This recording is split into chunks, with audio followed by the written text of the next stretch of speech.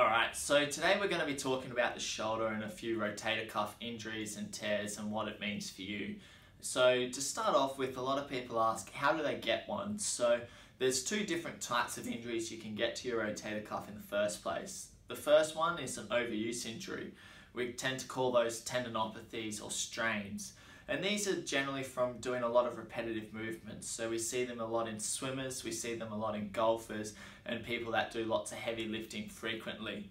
The difference between these and tears is that tears are those quick snaps where things are way too heavy that they're trying to do, or they've also had a fall and they've had that acute trauma. Though sometimes you do get your tears that are from your degenerative shoulder muscles, and also if you just keep doing those repetitive movements through all the other signs that are telling you to stop. So what does a rotator cuff injury feel like?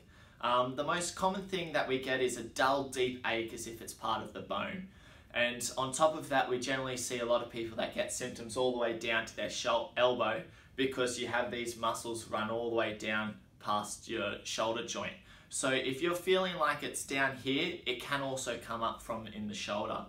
We also get people that experience weakness very frequently. The main areas they have difficulties with is driving and also cooking, with lots of difficulty with prepping. So how do you know which one of your rotator cuff muscles is injured, and then how can you check this at home to know whether it's something you should be worried about or thinking about long term for something that's causing you problems? So I'm going to show you 4 different tests you can do at home to see how your shoulder's going. So they're nice and easy, and you can just do them sitting down at a desk or at a kitchen table. So with the leg in the middle, you want to just place your hand there, and you want to try and pull your hand into the leg chair. And so the action you're trying to mimic is this one, keeping your elbow close to your side. The next one you want to do is pushing your hand into the leg side on, so that the leg tears to the side, and you want to be trying to mimic this action. If either of those hurt, then it's likely that you do have a rotator cuff injury.